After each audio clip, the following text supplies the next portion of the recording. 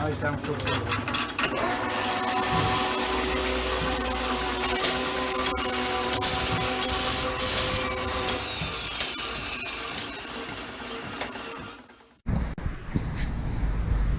Good morning, folks. It's Tuesday. It's just gone 11 o'clock. And here we are. So, those need another coat. Because I've missed a bit round this edges and round those edges.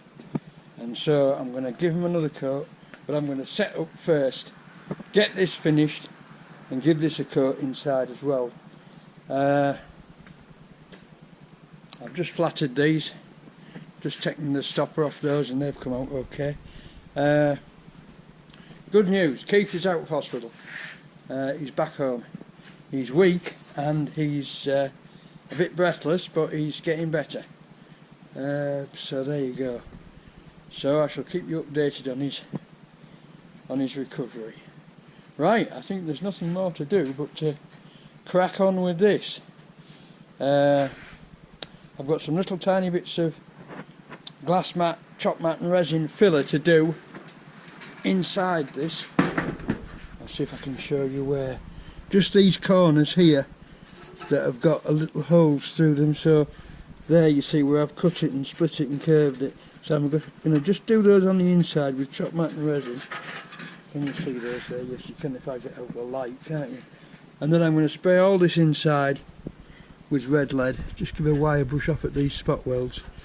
And then spray all the inside with red lead, and then when it's finished and painted I shall do the whole inside and in here with wax oil just to stop it rusting again, and get the all the bits behind where there's overlap metal, get those filled with wax oil. I've got to drill this hole. Which hole is it? It's the lower one, it's that one. I'm going to drill that hole out again where I put that repair panel in. So I'll probably do that first, and then we'll get these scrubbed off. This is all weld through primer, so it should be good. And then I'll get some red lead sprayed on it. And we're getting towards ready for primer on this as well, but unfortunately my thinners has not shown up yet. So when it does, it'll probably be today. I know it's been dispatched. It was dispatched a couple of days ago, so it should be here today. So when that arrives, I shall get this all this lot in primer, and then we're hurtling towards blue and finished, which I shall be very pleased when that happens. Right, bring you back later, folks. Bye now.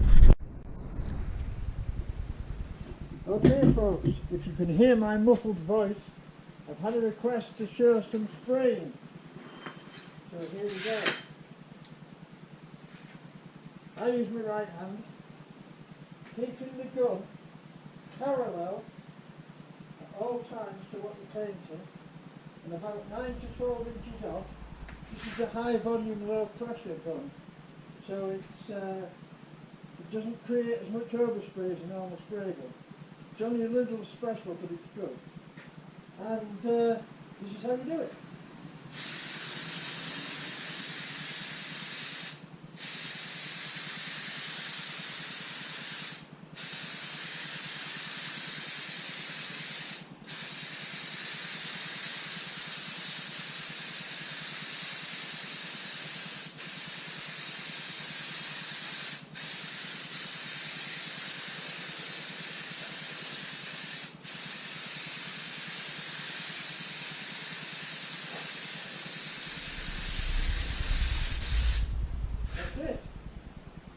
Panel spray.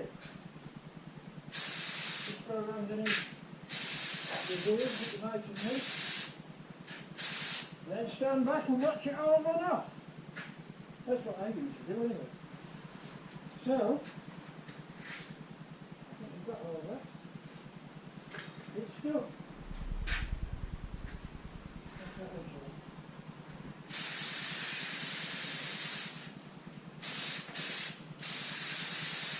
That's it. Put the paint back in the tin. Bye now. Hey folks, I'm going to put some blue on here now, but typically of me I've forgotten something. I need to put a hole into there and a hole into there for the wires for the lights. I need a rubber grommet just so I can get an entry into them, into these hollow box sections back here. So I've got to do some fancy measuring to get in the right place, and then drill 4 holes, 2 in that one, 2 in this one, that'll take rubber grommets. So I'll crack on with that now. So I'll bring you back when I've done it. When you're putting the blue on, the finish coat, you use a slightly different technique. First of all, with this type of oil-based paint, you need it hot. You need it hot in the shop. You need it at least warm, right? No good doing it in the cold. And then what you do is you spray on a light dust coat over the whole panel and allow it to tack off. And when it's tacked off, you can put a full coat on the whole panel. If you try to cover it all with the first coat, it'll run. Sure as eggs is eggs, it'll run. So don't. Just put a dust coat on. Leave it 5-10 minutes to tack off, and then put a final coat on. And that's your first coat. Of course, you'll need at least 2 coats. I'm going for 2 coats on this, but I don't know if I'm going to run out of paint or not. What I'm going to do is edge them out first, round here. Edge them out, edge this one out, and then we've got blue round the corner, and then I'm going to go for spraying the whole mudguard and see how it works out. Right, I'll bring you back when I've done it. Well, I'll actually set the tripod up again, and I'll try and show you the technique that I use for making a complete mess of painting a tractor. Okay, bye now. Right folks, we're ready to go. Consistency of paint. Thin it down until it's like creamy milk. About like that. Right. Spray gun ready.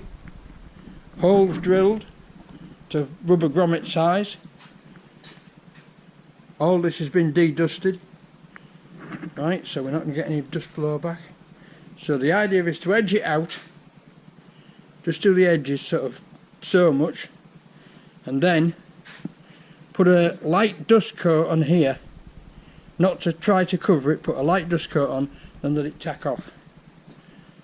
And then we'll go ahead with a full coat after about 10 minutes. So I think we'll get a light coat on, and then maybe put the heat back on for a bit, and then see what happens, see if it all falls off. Right, I'll bring you back in a minute when I'm on with spraying. Yeah.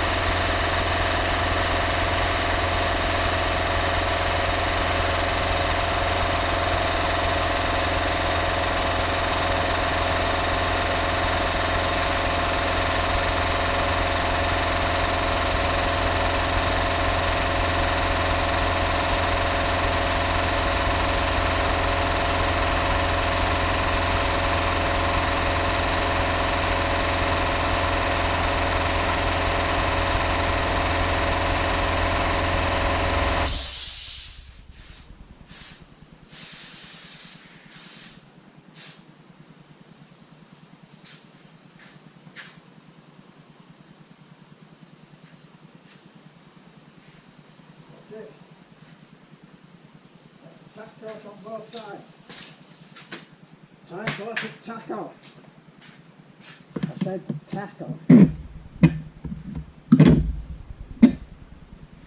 Okay. And it happens that quickly. Right. Bye now. Here we go.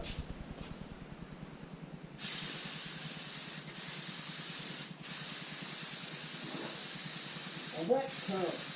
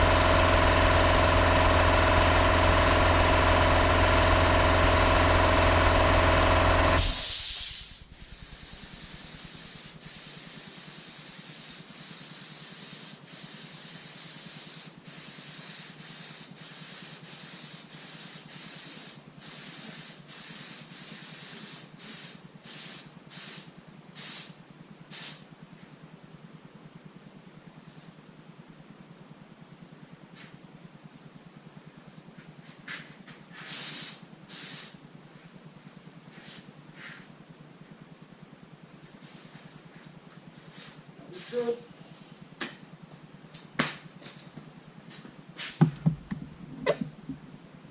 That looks good. Second coat on, folks. I've got to turn the camera on. But she's gone good. There's no runs. But I'll give you a little tip. A friend of mine used to paint a lot of... Let me take this off. A friend of mine used to paint lots of agricultural equipment, right, and he used to go around with a spotlessly clean half-inch brush in his top pocket, and he said if you ever get a run with this type of synthetic paint, which is very slow drying, you just whip with the brush and brush it out, right, and the next coat, he said, it'll disappear. And he's absolutely right. So if you have a little clean paintbrush, half-inch paintbrush in your top pocket, and you see, oh God, it's running, just whip, and it'll all melt away. Right? You can't do that with cellulose, but with this sort of paint, which is slow drying, you can get away with it.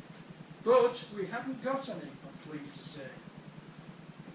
And we haven't got any dry spots either. I opened the gun out to the point where I was getting scared that we would actually get a run, but we haven't. So there you go. Right, that's about it for today. I'll bring you back with something else to tell you. Bye now. That's it, folks. Nearly 4 o'clock, or is it? No, it's 3:20, and I'm happy with them.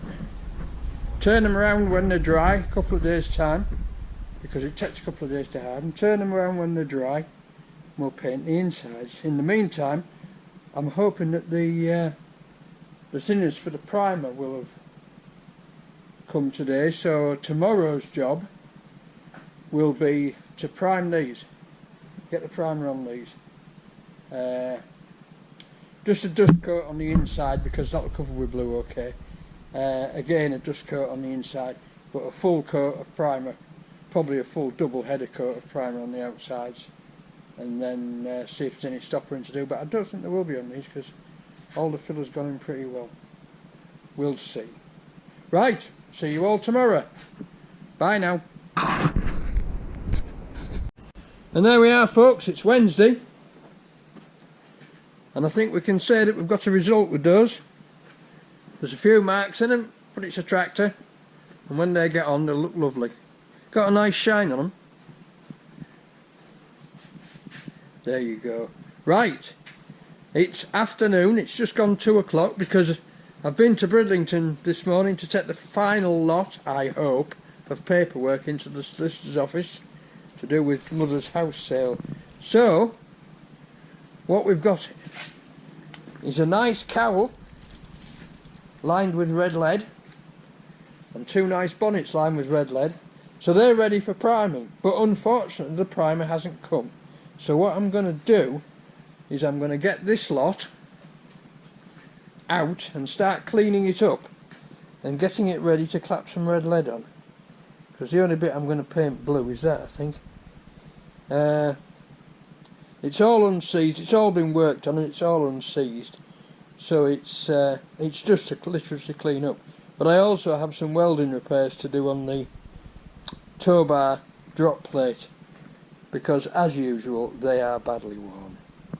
So I'll start moving all these parts now towards finishing, because this is all the 3-point linkage and the tow bar that goes on the back of the tractor, and that is literally the last bit of mechanical stuff I have to do. I think it is. Yes it is. Yes it is. So I've got 2 plates somewhere which I've probably lost, which go on there, which that tow bar lifts up onto, and there's pins go through. There's 3 holes there, 3 holes here, and there's a pin goes in. Well, they've been in the top holes and it's been bouncing, and it's worn the holes oval really quite badly. I think I'm saying I've lost them, but I haven't really lost them. I think they're in here. Yes, these two. I'll tell you what I'm going to do as well. I'm going to have a tidy up. But these holes here are quite badly fretted and oval, as you can see. They're quite ovalled out, and so they're going to need, that one especially has copped some wear, so they're going to need some welding up and filing. But first I think we'll scrape the muck off them. Right, so that's what I'm going to do today. So first of all I'm going to tidy up, and then when I've got something done I'll bring you back and show you.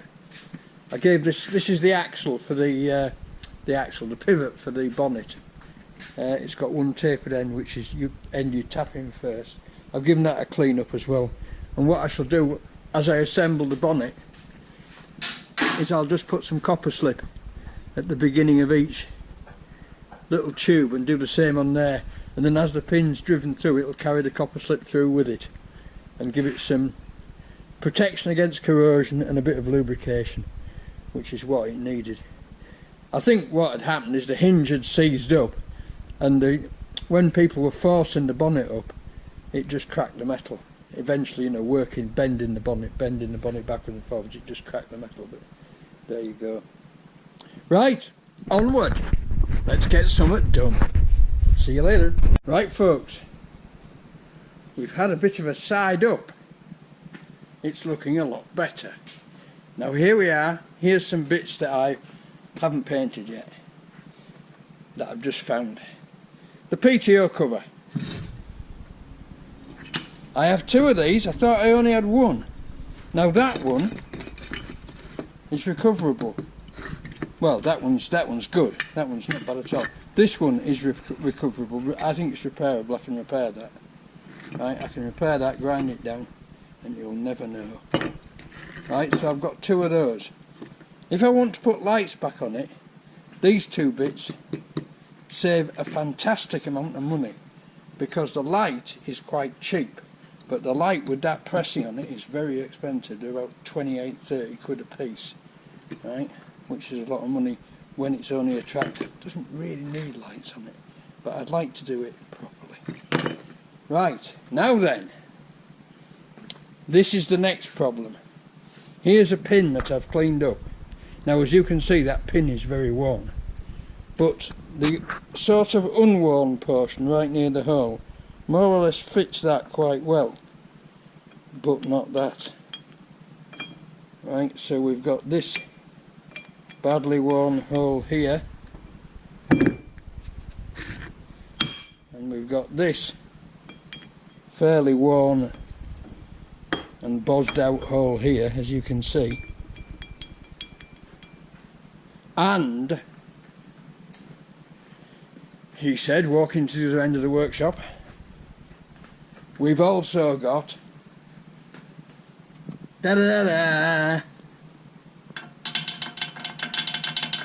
this incredibly worn hole here, and one to match on the bottom. So what people say with this is, do not try to weld it up. What you do is you cut a piece of pipe that fits the pin, which I'm going to have to A, get new pins, B, weld these up and turn them back to the right size. They say get a piece of pipe, cut a bush, put the bush in, weld around the bush and then grind it flat to get a good fit. They said it's far easier to do that than trying to build weld up on the inside of it and then get it round again. And I can completely agree with that. But if you look at the amount of wear there, that's what's got to be built up, right? And virtually the same. The other side one actually isn't quite as bad, but that one's. I mean, that one's. You can see the shape of that. You can see the shape of that. That's atrocious. So, first thing you do, of course, is go into the metal store and look for some pipe, and that's when you realise that it doesn't conform to any particular size. So what I'm probably going to have to do is get some solid bar and turn it up to bush size, bore it, and I don't know if I've got I might have something big enough actually. I might have some. I only require 2 short ends really. I might have something in the round metal bar stock. Oh, a bit of kingpin would do it, wouldn't it? I wonder if it's turnable. I dare say it is. Some kingpin might be just the right size. But, I mean, I'm not going to use that, obviously, because that's just too good to waste. But I'm going to have a rake through my round bar collection tomorrow and see if I've got anything reasonably the right size that I can turn it. But, I mean, look at that. Can you see there? Let me get it under the light. Look how tapered that is. Get you against the white wall. Look how tapered that is. But what can you expect? It's been running around with it, you know, working loose since 1955. So there you go. So that's the little repair I've got to do. It's actually not very complex. This is grubby and covered in grease and crap, but it's actually good. It's not rusty, and it's not even cracked anywhere, I don't think. So all I have to do with that is bash the dirt off it, bash the paint off it, and make it look decent. That'll repair. So there's some welding coming up. But for today, that's it. Because I'm now going up to go and see Keith, see how he is, see how he's faring. So I don't know what to do about those mudguards. They're a little bit lumpy on top. There's quite a lot of sinkage on the paint in some areas. I am at choice. I can leave it as it is, because it's got 2 coats and a dust coat on. I can leave it as it is, or I can wet and dry flat it and put another coat on the top part. So what I'm going to do for now, because I'm a little bit short of blue paint, I'm going to end up ordering another litre, I know I am. What I'm going to do for now is I'm going to fit the mudguards, turn the mudguards round and fit them properly in the right place, and then I can paint them any time I want. The main thing is to get the bulk of the work done, and that's what we're cracking through it now. I'm not going to move those probably till tomorrow or Friday, because this paint takes a couple of days to harden and I don't want to put any more marks on. So there you go. Right folks, that's it for today. It's 3:55, 5 to 4, and I'm going to go and see Uncle Keith and see how he is. That looks well. That's nice. Now it's all red inside, all red lead sprayed down the gaps and the open areas. Right, I'll see you all tomorrow. Bye now. Afternoon. Thursday, 2 o'clock. I didn't get it till 1. I had to go shopping, but never mind. So I'm getting bits cleaned up, plates cleaned up. Very boring stuff, this, very boring stuff. Another plate cleaned up with large oval hole. PTO guard. I should have sent that for sandblasting really. I should have had that sandblasted. I can probably get away with it. And this bit with the horrible oval holes in it, I think I will be able to get a bush in there. I think I will be able to, because that is really beyond the pale. But I've started cleaning this up, because these are the last bits really. If you remember going back ages, I spent a couple of days pounding these to get them loose. Right, now the idea of these is they set the height of your implement. In our case it'll be a topper, but if you go over a bump they allow it to ride up. They hang it there, but it can ride up over bumps like that, so that slides in and out. And if you take the pin out, I don't know if you can run it with the pin out actually, I'll have to look that up. But that's basically what they're for. And these were seized absolutely solid. Well, I got them both freed off, but that was a long time ago. That's got a bend in its thread, but don't they all? Right, so basically what we've got to clean up is these, this, them ready for painting, and these. What I should really do is take them all for sandblasting, isn't it? Might be an idea actually. Might be a good idea getting sandblasting. Because I could take them tomorrow. I think what I'll do is I'll carry on knocking the muck off them and make a decision. I mean, there's nothing really that rots out, so that, I mean, it's not like tin work, so it just wants grinding off really. You know, bit of wear on my balls, but there you go. You know, what are they like? Oh, they're holding in. You can get replacements of those, but I don't know how you're supposed to fit them. I suppose you grind them off and then weld them over. Not really sure. Right chaps, well, we had a nice tidy up yesterday and I've made a mess again, but that can easily be swept up. That's all the muck off various bits and pieces. So I shall crack on with this and bring you back when it's finished, or at least the muck's off. Bye now. Right folks, I've had a bit of a rethink on these. They are, as you can see, in fairly poor condition. What I have is a piece of bronze bar, which just happens to be the right size to fit in the holes. So if I put that bronze bar in there and weld around it, I should be able to knock it out and leave the correct size hole there, all bar a bit of grinding with the super duper. This is, I think it's German. I always thought it was an Atlas Copco or something. Not an Atlas Copco. I can't remember, but it says Big Diesel on it.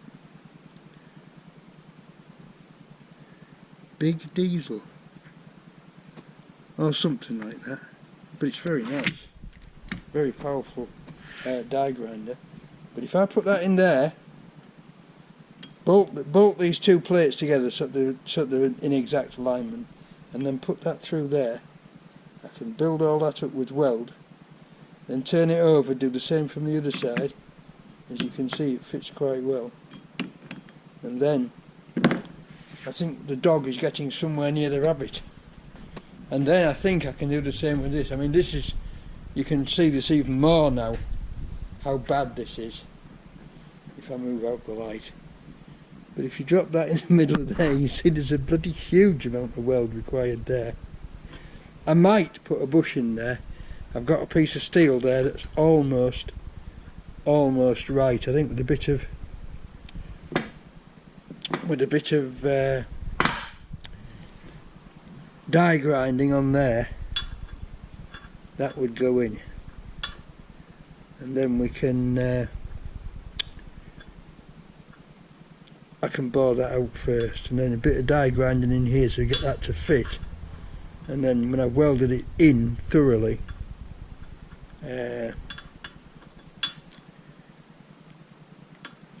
And the trouble is, it's not quite thick enough. I might see if I've got some. I might turn up one for there. These are much worse than the ones on the plate.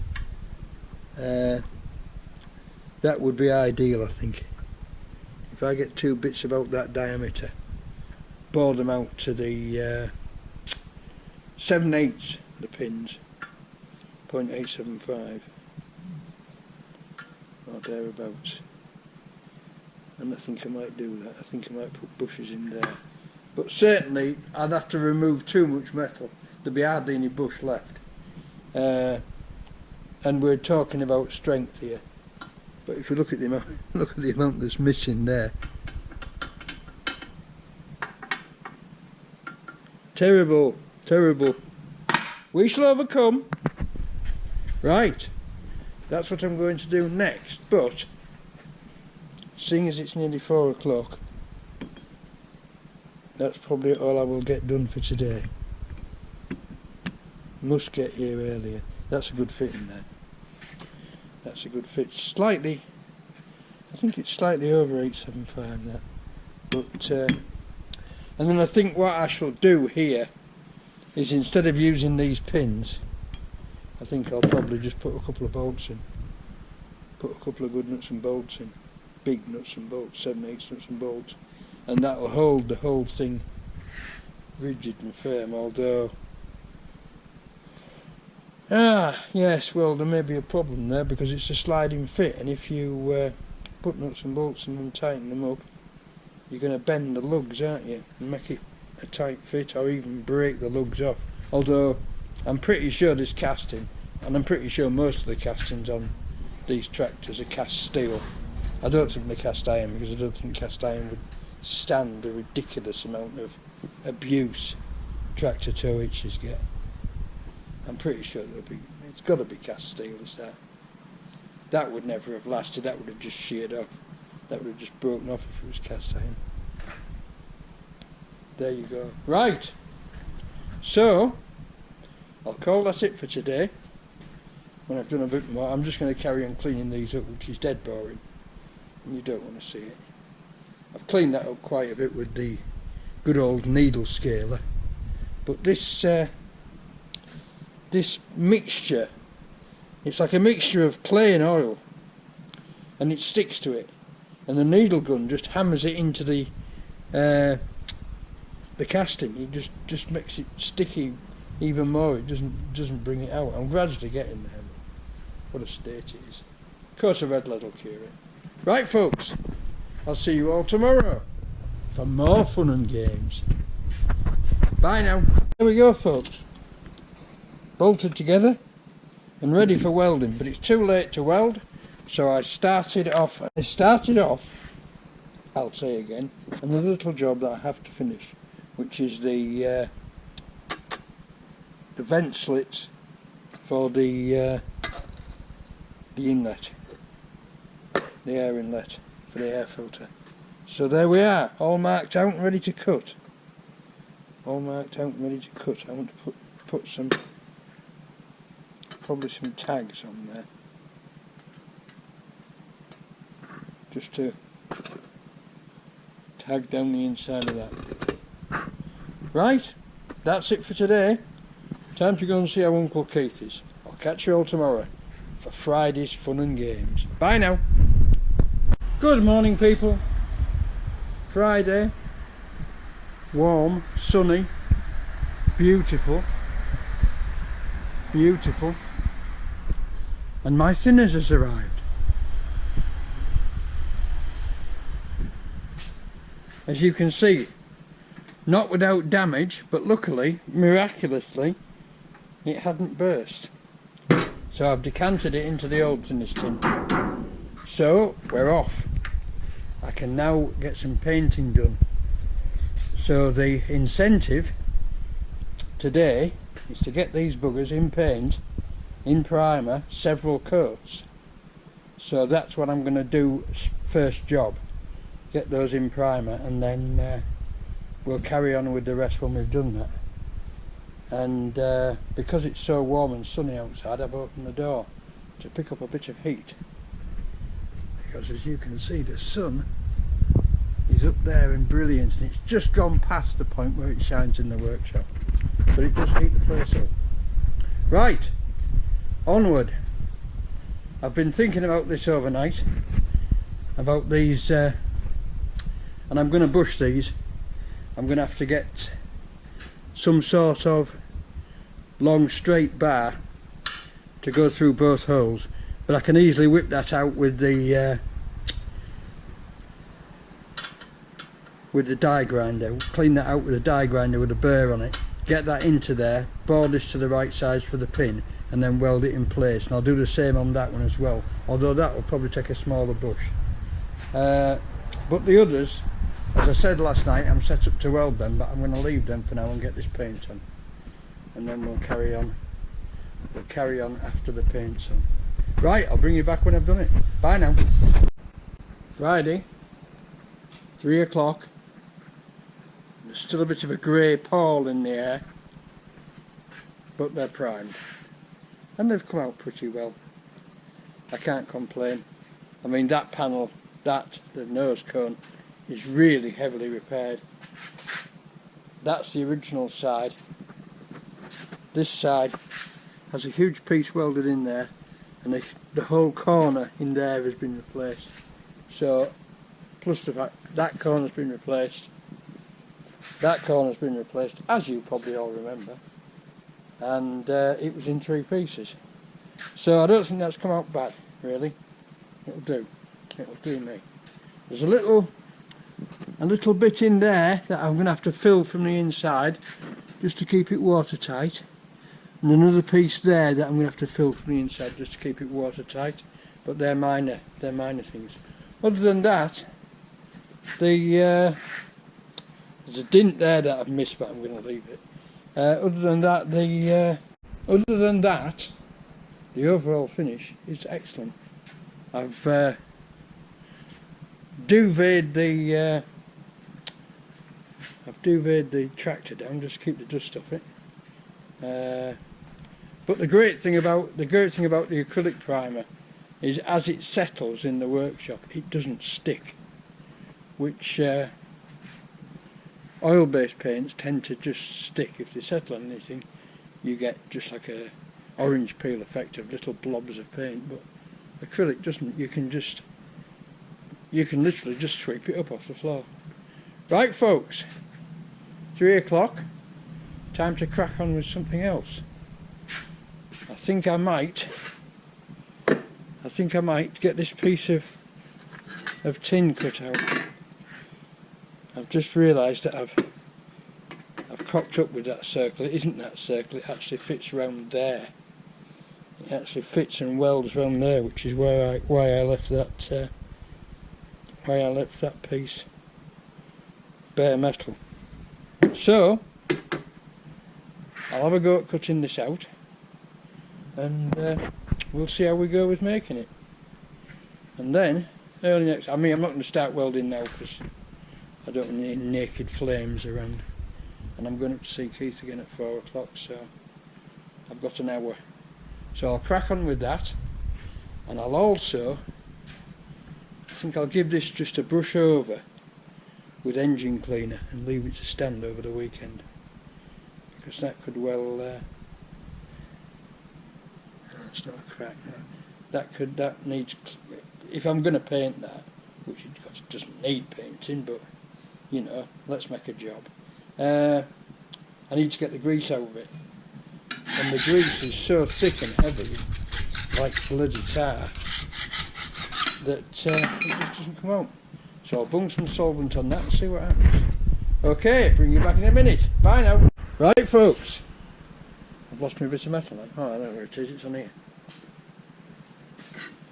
Right, folks, I've softened that. I've started turning it over. I've cut the centre out of it. I'm going to have to turn quite a bit more over before it will fit inside there, but it is getting there. But then somebody came to see me to show me a Fordson Major cowl that he wants repairing, and I might have put him off a bit, but whatever. Anyway, I've told him how I did this one, and he seemed to think it was possible, I think, so he's taken it away and he's maybe going to go and get it sandblasted. So, all in primer. That's it for this week. So thank you all for watching. Thank you for subscribing. Thank you for clicking the like button. Another 2 subscribers on this week. So welcome aboard, chaps, wherever you are. Because YouTube's reporting of the number of subscribers you have and their names and when they subscribe is somewhat unreliable, to say the least. Right. Thank you all. See you all next week for Monday's Fun and Games. Bye now.